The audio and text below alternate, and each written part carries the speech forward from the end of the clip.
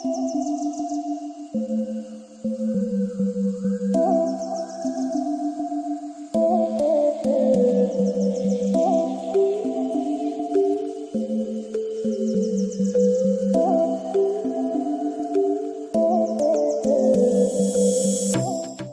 morning, good afternoon, and good evening, and welcome to the show Life After Life. This is our pilot show, and I'm so happy to introduce to you the lovely Alana Heavenly. She's a Reiki master, energy worker, and a powerful channel. I'm very grateful for this opportunity. So without much further ado, I would like to introduce to you, and we're very excited to introduce her, our very first guest for today. Catherine Noel Valentine Spade, most famously known as Kate Spade. She was born on December 24th, 1962, and crossed over on June 5th, 2018. She was an American fashion designer and entrepreneur, and founder and former co-owner of the designer brand Kate Spade, New York. Kate, welcome to our show, Life After Life, and thank you so much for connecting with us today.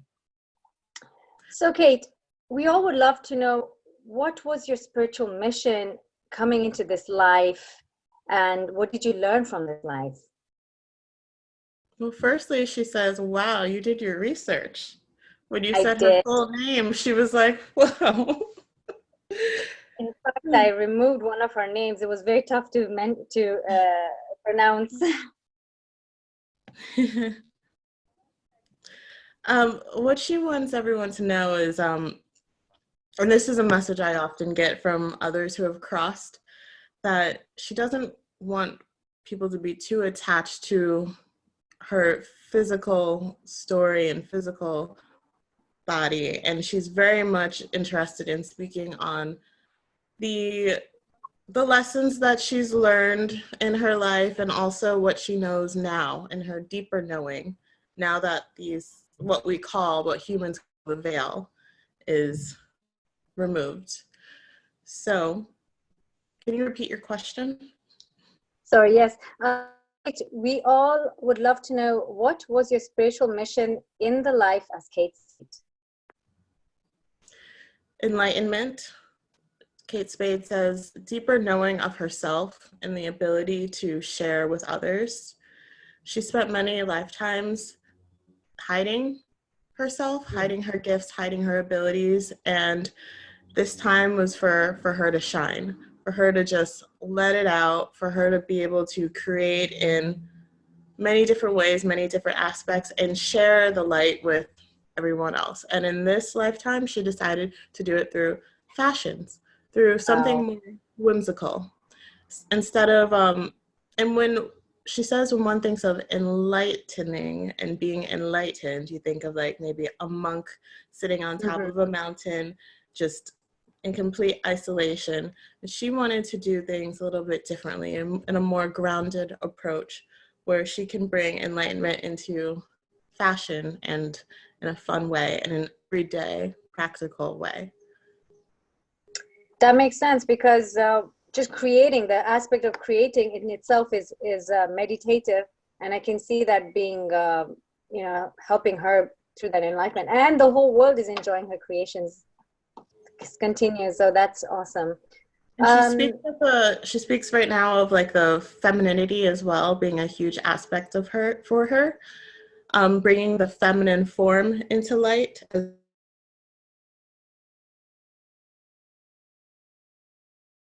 Now I was saying about like not muting it. Her designs were not muted. It was very like what she says right now out there, like it was loud and proud. It wasn't in a way to just mask your sacred femininity. It was a way of just shining it brightly. So enlightenment and being able to display your femininity in a beautiful way, in a bold way, in a way that she's saying like she's tried to stay away from muted colors. She really wanted to like do like fancy patterns because she wanted everyone to be like a beacon. She wanted everyone to be lit up. And she's showing me like a light in your third eye, and she's like showing it shining like that. And that's what she really energetically wanted everyone who wore her clothes to feel like they were beacons of light in their feminine essence, and their natural divinity was just shining through. So yeah. Wow, that's amazing. Does Kate, do you feel that women today aren't really embracing their feminism and almost masculine in to a certain level?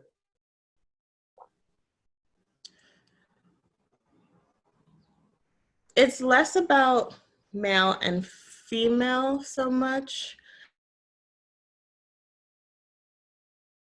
That's what she says.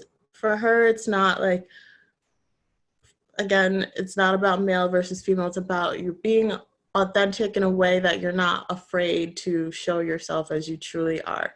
So for the folks that do want to be a little bit more playful, she wanted to create an outlet for that.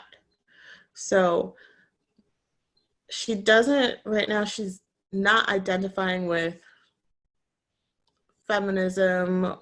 She's identifying with being yourself. Being yourself and feeling great, wearing her beautiful creations. I understand. That makes a lot of sense. Kate, were you here to teach or learn something particular?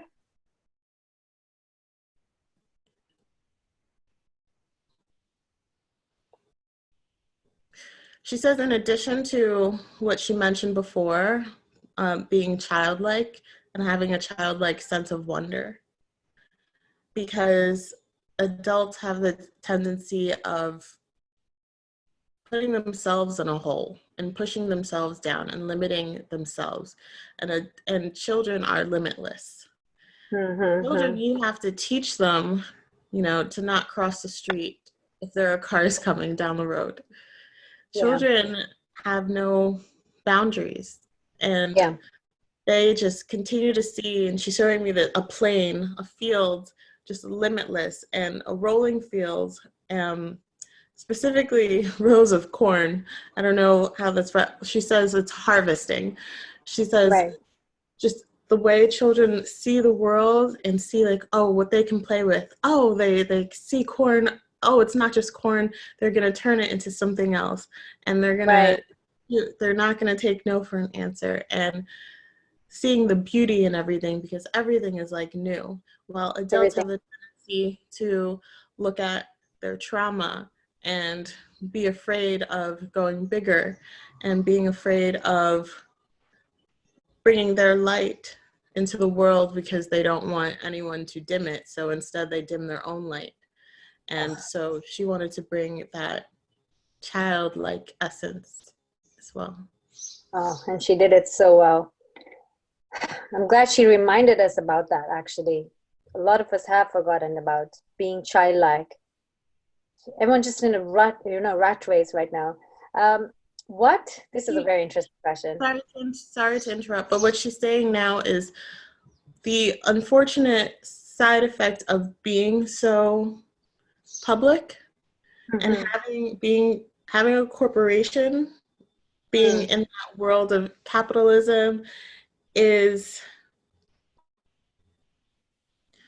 eventually like it kind of ate her up, she says, and that she lost that child like sense of wonder in herself, but she hopes that it's still displayed in her designs. But is that one of the reasons she pulled herself out of being Kate Spade? Is that one of the reasons, because it really consumed her? She keeps saying it ate her up. She didn't feel like herself anymore. It ate her alive. She did not feel. She's pointing to her womb and saying like it was like her womb was emptied out. She was no longer creative. It affected her sacral chakra. It affected her root chakra. She didn't feel like at home in herself. She wasn't rooted in the ground, and that's why she stresses so much to creators, because everyone is a creator here on earth. She's stressing to creators that's very important to ground within your body and to know your sense of self, because it kind of went away for a while, having all this input, having all of this, she says, money hungry people. There was just a lot of things that were contaminating her essence, and she allowed it to contaminate her essence because she thought that's what was supposed to happen. And so she let that light of hers dim down and get a little bit more muted and muted. It's like their energies ate her up, actually. Yeah, that makes sense. Yeah, and she's not saying it in a victim way. She says she allowed it to yeah. happen, and she wants you to know and everyone to know to be mindful of that when you're creating as well. You have to protect yourself. You have to realize what your light is, what your essence is versus someone else's. And when someone else is trying to infiltrate your essence, it's important to be able to identify that. What does she, I mean, Kate, what would you suggest to somebody who is creative and probably going through what you're going through? How can they protect themselves? What is one thing they can do so that they don't let the situation consume them? So she refers to, I mentioned to you, like the meditations that she talked to me about the other day. She says it's very Breathing. important to ground into your body. All creators need to ground in your body, be comfortable in your body.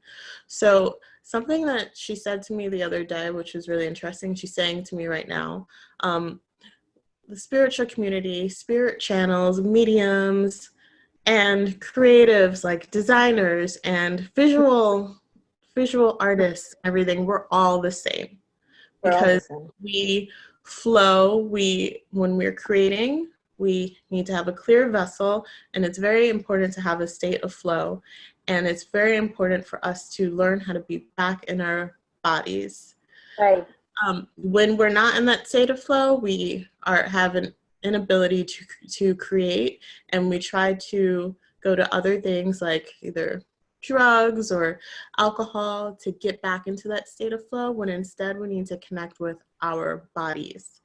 And there was such a disconnect that she had with her body by the end of it. She did not feel at home in her body. And a lot of times us creatives feel like our body is restrictive.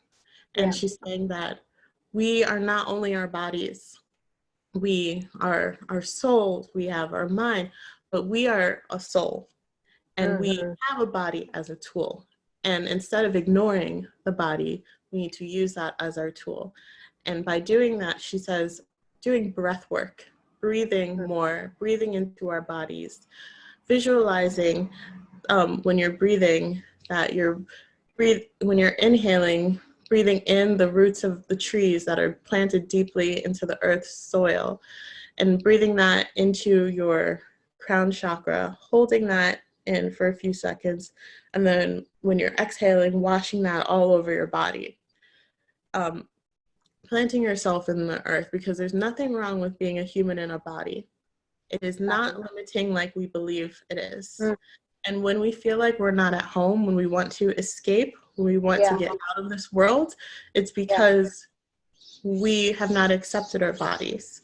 And there's so many tools out there that can help us feel at home in our bodies. And she wishes that she had those tools at the time. And she wishes that that was more acceptable in an authentic way in the community that she was a part of, in her industry as well, in her fields. And the way she compares spirit channels and people in the fashion industry and even actors and singers, all the same, because we all struggle to be present in our bodies. And there's this feeling of escapism as well. And she's saying, we're here in our bodies, we're here to love our bodies, we're here to let it all balance out and learn the state of flow, and do that through breath, because without breathing, then we're dead. What she just said, what Kate just said, is profound, because when you look at the lives of Michael Jackson and Elvis Presley, they all had the same thing. insane fame, insane fortune, but they want to escape, you know. Um, so yeah, like chakra, I think the chakra healing and chakra, I think that's what she's talking about, really cleansing your chakras, and that makes a lot of sense. Yeah, And what she says right now is it's rooting it, your root chakra, root being chakra, the Muladhara. being here and rooting it and seeing the trees and how they're deeply planted in the ground and envisioning those roots that run so deep. Do you want to That, be, because she's saying a shallow tree does not stand, no. falls over completely and it decays. So root yourself, make those roots really strong. Mhm. Oh, wow. And you're the only one, we are responsible for ourselves. We are the only one that can do that for ourselves. Yeah, true. So, and what she's saying, sorry, I keep interrupting. She keeps talking. She's saying that no amount of fake spirituality, faking that, let's say, like lighting up your Palo Santo on social media, like that is not cutting. That's not what she means. She doesn't mean faking it and posting stuff. She means truly getting deep. You don't have to tell a soul what you're doing. This is for you. Your relationship with yourself. It's not for show. It's like everybody's doing things for social media. It's like, oh, I can do Surya Namaskar, and then you put it on Facebook, and you don't continue to do Surya Namaskar. It's like that. It's like, oh, look, I did this. Yeah, she's saying it's not for show, and her designs were not for show either. There was a specific intention that she set with how she displayed her designs. There was an intent behind it, and everyone felt that, and everyone felt so flirty and free when they were wearing it too, and there was a reason for that. Absolutely, absolutely. Now, Kate, what was your life review like? I'm sure everybody would love to know this.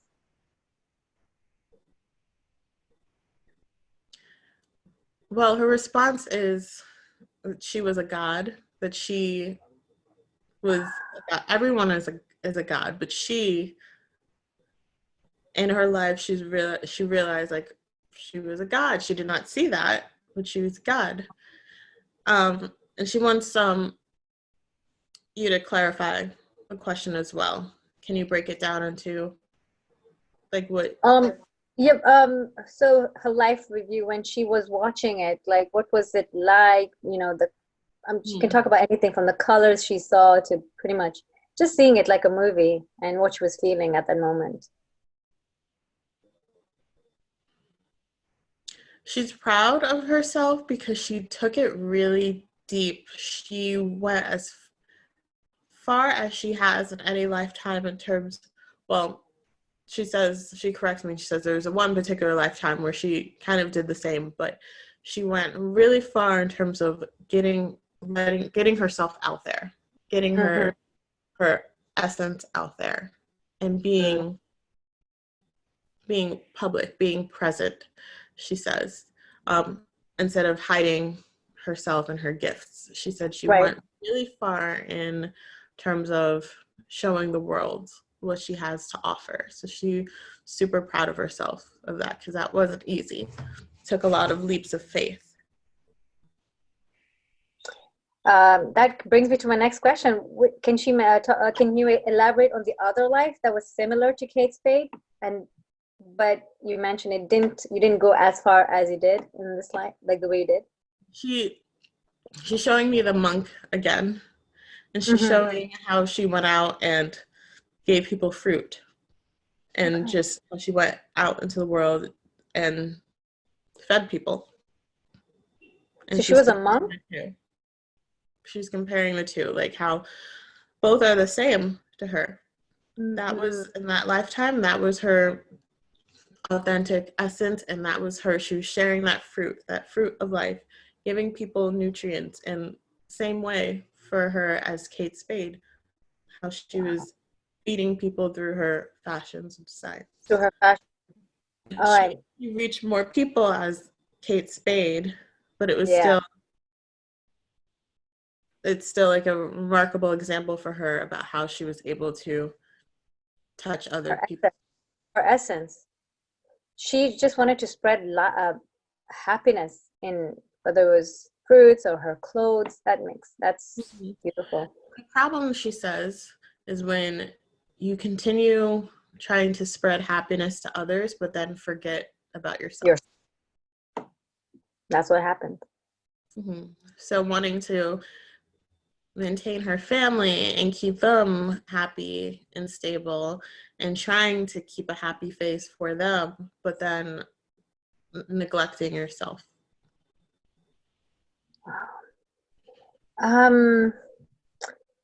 What was your biggest regret in this life? She said, I don't do regrets. That's what she said. I don't do regrets. She did I like that. regrets. Everything is a learning Everything is curve. a lesson. Yeah. Um, She says, everything I've done, every so-called mistake has brought me to where I am. Everything has been a beautiful lesson. No mistake. wow. Every downfall, every tear I cried brought me to such wonderful places. Oh. So, what was your transition like? Did anyone come to greet you, or was there, were you in darkness, then you saw the light? Can you describe it to us? She mentioned her grandfather. Okay. So me personally, Alana, I don't know if it was like a grandfather figure or her exact grandfather. And she's showing me the cosmos. Whoa. The whole So universe? refers to it as like of the void and such peace. And then she says that it's different for everyone. It depends on everyone's belief system. But she felt at home. She felt like such peace. Like, I did it. I made it. Um, Everyone after your suicide were shaken because, your death brought the awareness that money and fame can't buy happiness. I think we've already touched on this. Oh yeah, from where you are now, what advice do you give to everyone watching this show? And I think that she's already covered that. Um, any other advice you have to help sort of bring more awareness to mental health, as this is a huge problem? Being part of your body, not seeing it as an enemy, building a relationship with your body. And she references me because she was close to me. Her essence was with me throughout the week. Right. And he reminded me that I had to disconnect with my body as well. And she urged me to do a yoga meditation. Oh, wow. Every morning I've been doing a 10-minute short yoga thing to reconnect with Yeah. my body, just to have a relationship and to ask my body what it needed in terms of nutrients. Oh, wow. Not my mind, because your mind is like, oh, I'm feeling stressed, I want some sugar, but what Mhm. your body needs. And my Yeah. body was like, oh, I need more vegetables. I want more vegetables. My body is like a My stretch. body. And so I didn't realize until after. I was like, oh, is that you who's reminding me to do that? So that's what she says. That's Breathing. fantastic. Breathing. Now, was that your exit point when you passed? Was that in your soul contract? No. Oh. No. She wanted to do more, but she didn't have the tools. She says she didn't have the help. And she Which she means needed. that when she says she didn't have the help, she doesn't mean that she didn't have support. She doesn't want anyone to think that. She means that she didn't have the tools to be in her body. She did not know what she knows in her everything now, as she's in the void and knows and sees, which is Yeah. why she stresses now the importance of being in your body. Yeah. Do you miss anything about? Go on. She's saying there's so much with Western yoga, Mm-hmm. yoga, Mm. and its inauthenticity Okay. in terms of like with how yoga is in America, Mm. and it doesn't stress the importance of your physicality as much as traditional yoga does. It's very much about weight loss and sweating and everything, and it's not about being present and communicating with your body and breathing into your body in the way that traditional yoga does. So we're stripping away the essence of all the ancient teachings, and that's so much like she compares that so much to capitalism and corporate America as well, stripping away the essence, stripping away the essence of her company. And she says she fought so much to keep that essence in until she was ready to give it up. So yeah. What from what I understand is, like she's saying, I was also dwelling into the whole yoga and everything, and I found that it's not just meditation, it's also pranayam, it's the nadis, it's so much that if you really have to get into sort of, and you can heal your own self and everything, but it's a lot of stuff. It's not, and I was like that, everything was about sweating it out, power yoga. Now when I'm dwelling deep into it, I'm realizing there's a whole different, it's the mind, the body, the soul, everything. And she says it can be easy, it can be simple. And she refers again to my 10 minutes of yoga that is so easy Mm-hmm. and had me almost in tears, just You must connecting share. with my body in You that must way. share it with us. You must share it with us. Yeah. Um, and okay, what can you share that you have learned in the afterlife, sort of like regarding things like money and everything? Like, what do you feel like now looking back at, or looking at us humans? What do you feel like, oh, these people are missing out? Or, I mean, I'm talking about materialistic things and She says that everything is love. everything is like, Everything is love. And when there isn't enough love, when you feel yourself hating, then that's a call for more love. you lived in Manhattan. Do you miss the pizza from Manhattan? I'm just this is just to sort of lighten the moment. Keep laughing. The thin sliced pizza. Okay, do you miss anything from here, from this dimension? She says children. No. I'm actually coming to her. Do you have any message for your daughter Frances and Andy? I hope they're watching it, or they do watch this. I really do. She says, I love you. I'm sorry. Please forgive me. That's beautiful. She said she I'm did sure. everything she could do, and Yeah. she loves him. And of course, a message for humanity. Any final words? But she says, my dear, this entire thing is a message for humanity. I know. Anything. I mean, I don't want to leave any stone unturned, so to speak. She says, a call to love, love, love, and more love. Love yourself and love everyone around you. True. Don't feel like a victim. Ask yourself how you can bring more love into yourself and to others. Oh, wow. So thank you so much, Kate. Really appreciate you coming, and you have opened up our eyes. And also, we're just happy to know that you're doing fine. And Alana, you were wonderful today. Thank you so much for tuning in. Life After Life, we have many more guests who will be coming and gracing our show with their presence. Remember, this life is not where it ends. There is something else. So if you believe, then trust me, you'll be in a much better place. Again, thank you so much for joining us today. Have yourselves a fantastic week ahead, I guess. Thank Thank you. you, Kate. Thank you.